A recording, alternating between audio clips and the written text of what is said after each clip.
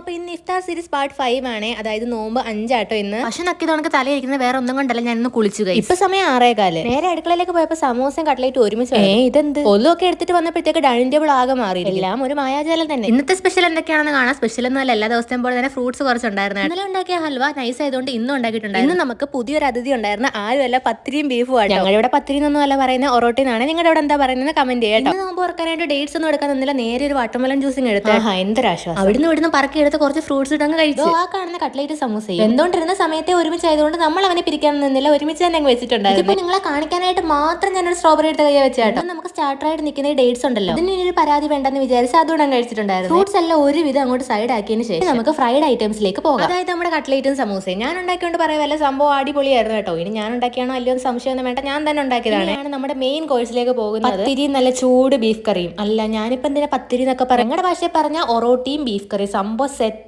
ആയിരുന്നു. ഇവിടെ കഴിച്ചപ്പോഴായിട്ട് നമ്മുടെ നോമ്പ് അങ്ങോട്ട് കംപ്ലീറ്റ് ആയത്. അപ്പൊ ശരി, നാളെ വരാൻ ടാറ്റ.